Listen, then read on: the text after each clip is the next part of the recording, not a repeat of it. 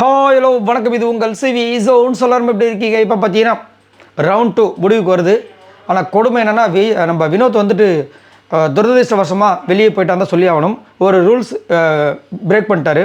நேற்றுமே இந்த மாதிரி ஒரு விஷயம் தான் நடந்துச்சு, பாவமாக இருக்குது. அதுக்கப்புறம் கமருதீன் என்னத்தை சொல்கிறதுன்னு ஒன்றும் புரியல.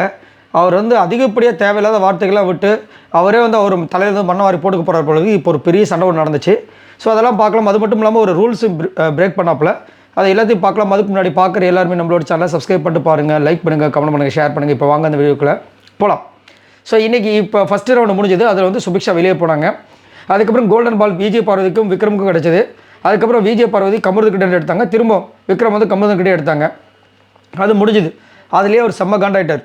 அப்போயே அதுக்கப்புறம் ரெண்டாவது ரவுண்டில் வந்துட்டு செம்ம சண்டை நடந்துச்சு. அதாவது லிட்டரலாக கழுத்தில் செம்ம அடி விழுந்திருக்கும். நம்ம விஜய் பார்வதிக்கு அதை வந்து சாண்டா கிட்ட சொல்லும்போது தெரிஞ்சுது. அப்படியே ஒரு தள்ளுனர் ஆக்ரோஷமாக. அது ரொம்ப பெரிய ஒரு தவறு, ஃபிசிக்கல் வயலன்ஸ் மாதிரி தான் இருக்குது.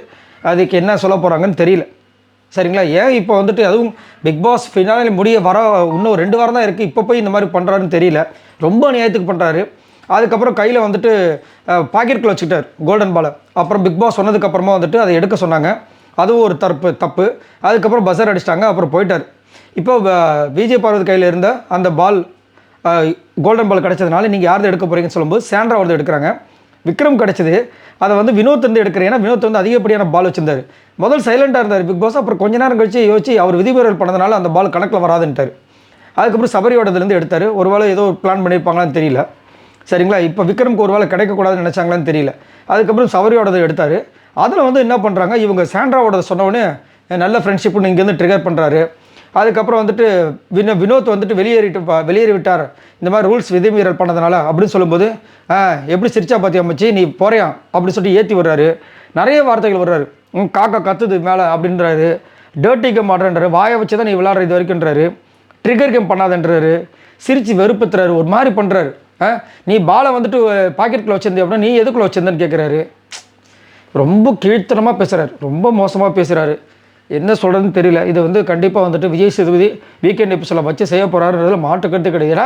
அவங்க வந்து அவங்களோட கேமை விளாட்றாங்க. அது வந்து கேம் விளாடும்போது அதாவது இந்த மாதிரி தான் வந்து சபரி அன்றைக்கி பண்ணதுக்கு வந்துட்டு ஒரு பெரிய பிரச்சனை வந்தது. அதோட சபரி வந்து சைலண்ட் ஆகிட்டார்.